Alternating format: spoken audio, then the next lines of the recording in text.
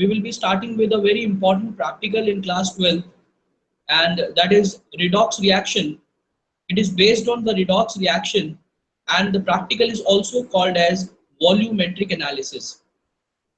This practical is also called as quantitative analysis because we see or we look at the quantity of different solutions that is required, and we will also be calculating the concentration of different solutions in this practical. The weightage of this practical is 8 marks in the board examination, and there are in total 3 set of practicals that we are supposed to do in the board examination. That is volumetric analysis or quantitative analysis, then qualitative analysis, which is based upon the testing of cations and anions, and the third one is functional group and food samples testing. So these are the 3 samples, these are the 3 practicals that we are supposed to do in our board examination. Besides that, there are also marks for the record in the viva, and also the presentations that you give in the form of the analysis reports that you submit to the teacher. So these are the 5 set of things that we are supposed to do. Out of that, we are going to discuss today the volumetric analysis or quantitative analysis. So there is a question for all of you. This is open for all. Can anybody tell me why this particular practical is also called as quantitative analysis?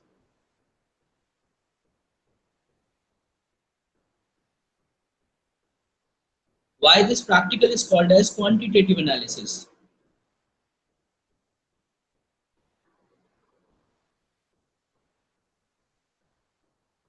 Yes, Rakshita. Yes. Yes, sir. Why? Am I audible? Now you are audible, beta. Why this practical is called as quantitative analysis? Sir, actually, we are dealing with the volumes. Okay. We are dealing with the volume. That is the reason. Yeah, that is 100% correct. Can you tell me what basic phenomena of chemistry these practicals are based upon? Which fundamental of chemistry? Yes, sir. It is basically on concentration that we called as molarity. Okay. Any other child want to express that what fundamental of chemistry these practicals are based upon? The redox. Yes, it's based upon this reaction. Now, children, as you all know, that the redox reaction comprises of 2 things, that is partly reduction reaction and partly oxidation reaction. So, in this particular practical also, we are doing 2 type of reactions, that is partly reduction reaction is taking place and partly oxidation reaction is taking place. Now, the samples that are being used in this particular reaction are, we use KMnO4, that is potassium permanganate solution. Then we use Mohr salt. Mohr salt is also called as ferrous ammonium sulfate hexahydrate, and it is also abbreviated as FAS, FAS, that is ferrous ammonia solution. Can anybody tell me the formula of Mohr salt? Anybody knows the formula of Mohr salt?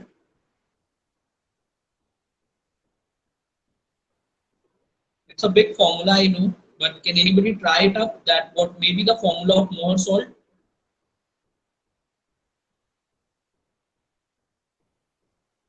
Okay, it is ferrous sulfate, ammonium sulfate, hexahydrate. So it is FeSO4 dot NH4 whole twice SO4 dot 6H2O. So it is ferrous sulfate, ammonium sulfate, and hexahydrate means 6 water molecules are there. Now, why this particular compound is called as double salt? This Mohr salt is also called as double salt because when it is being dissolved in water, it does not dissociate into individual ions. It remains as such. So we are having ferrous sulfate, ammonium sulfate, and hexahydrate, that is 6 water molecules. Now these 6 water molecules are present as intercellular space, that is they are present in the void space. So that particular water is called as water of crystallization. So whenever you are having a dot sign, that means it is not present on the periphery, rather it is present inside the cellular or void space of a crystalline solid. So it is being represented by a dot. Now, the next question comes into our mind is, what are the equipments that are required in a quantitative analysis or volumetric analysis? So basically, the equipments that are required are, you require a burette, you require a pipette, a burette stand is required, then measuring cylinders are required, then funnel is required, and containers are required. For example, conical flask and round bottom flask are required so that you can pour up the solutions. Now, as I have already told that this particular practical is based upon redox reaction. So one of the agent acts as a reducing agent and one of the agent acts as a oxidizing agent in this particular practical. So anybody has a brief idea, because it has been discussed in class 11th also, which compound acts as a reducing agent and which compound acts as an oxidizing agent in this particular practical? Anybody has an idea? Which compound acts as a reducing agent and which compound acts as an oxidizing agent?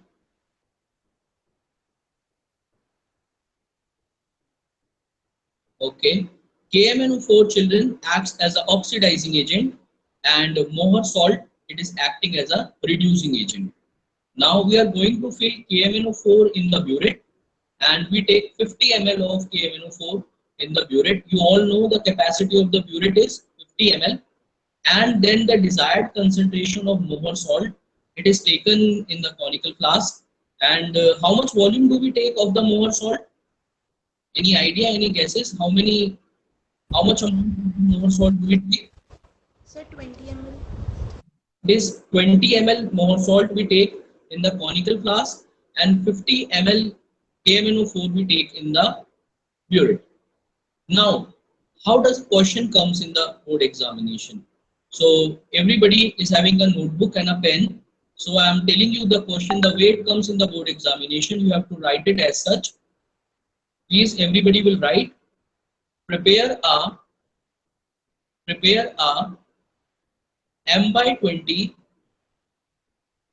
prepare a M by 20 Mohr salt solution, prepare a M by 20 Mohr salt solution, 250 ml,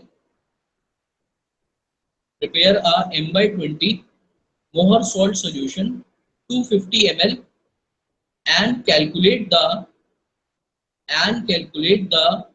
molarity and strength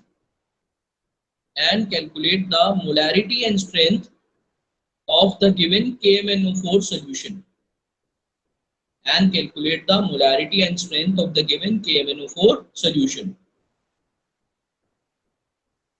Now, how will we prepare M by 20 solution?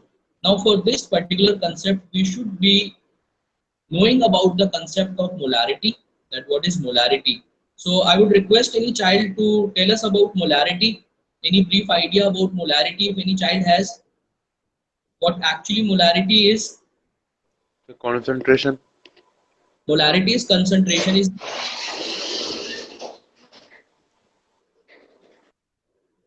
any formula for molarity, do you remember? Yes, sir. It's number of moles by volume in liters. Very good. It is number of moles of solute dissolved upon liter of solution. That means you have to divide it with the liter of solution. Now you already know that the concentration of Mohr salt that has been asked to be prepared is M by 20. So instead of molarity on the left hand side, you will write down 1 by 20. So 1 by 20 is the desired concentration. Now 1 by 20 is equal to number of moles divided by liter of solution. Okay, so we don't know the number of moles, we will take amount in grams, that is we will use the value X upon molecular weight of Mohr salt. So what is the molecular weight of Mohr salt? The molecular weight of Mohr salt,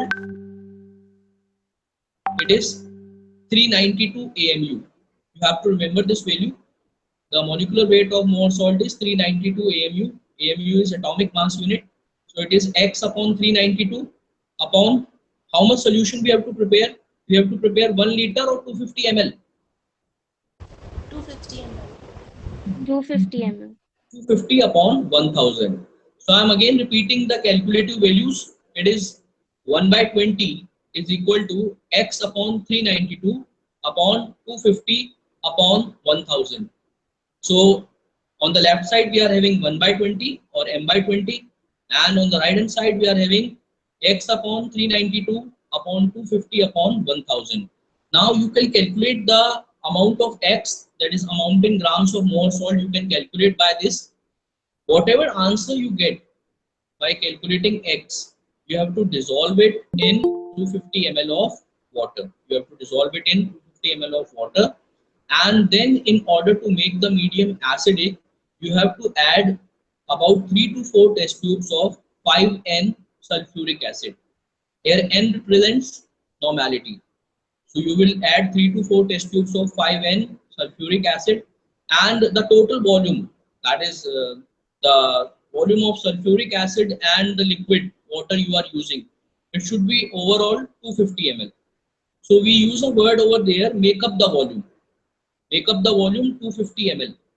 So you have to use about 3 to 4 test tubes of 5NH2SO4, and the remaining you have to add water, and whatever calculated amount of more salt you have done with the help of the electrical weighing balance, you will mix in this solution.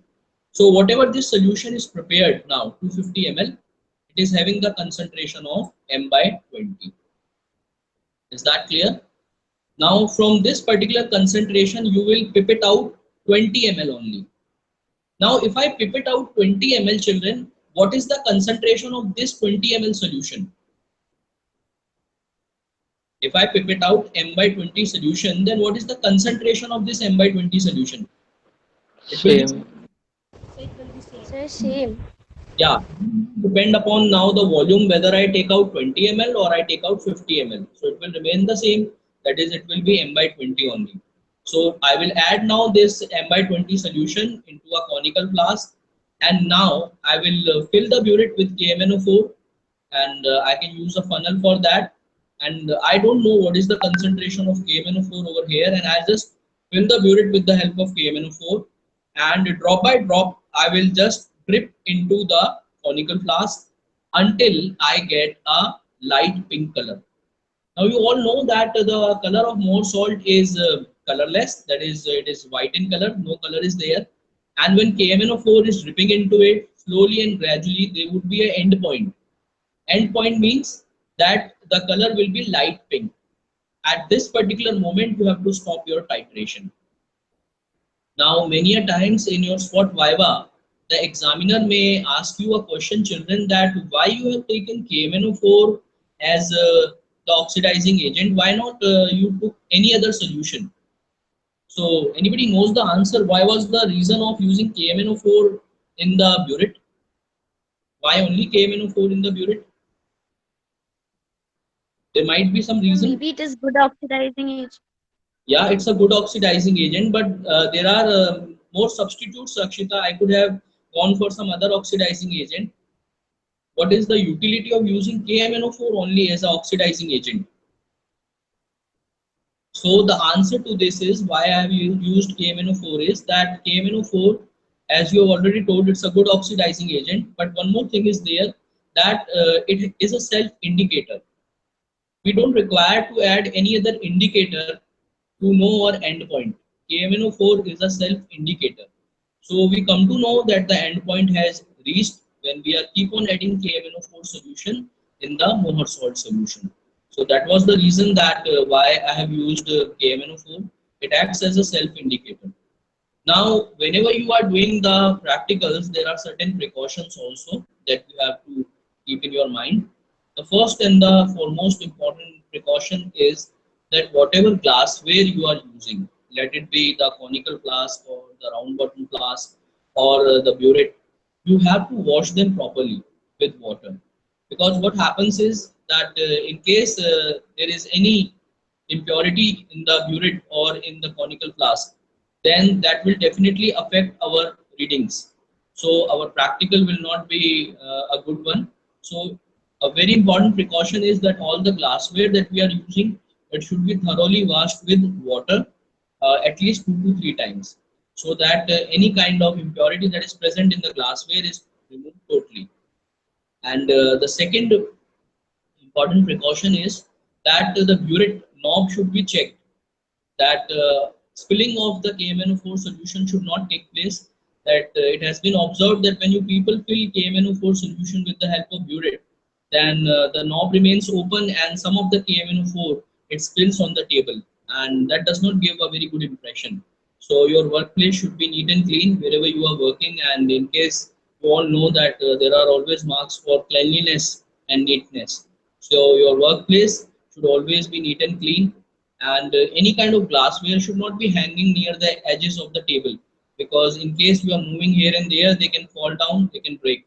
So it's very important that all these glassware should be placed inside the table or the racks, and cautiously these practicals should be done. Proper apron should always be worn by you in case you are playing with hazardous chemicals such as sulfuric acid. It's very, very corrosive. You all know sulfuric acid is also called as the king of acids. So in case sulfuric acid falls on the skin, then it definitely causes burning sensation. In order to avoid that, you should all wear an apron also. That is most mandatory thing you have to follow while entering in the lab.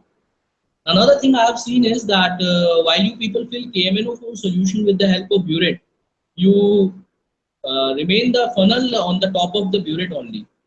The funnel is not being removed from the top of the burette, and the small amount of KMnO4 is then again trickling into the burette, and that can definitely hamper our readings.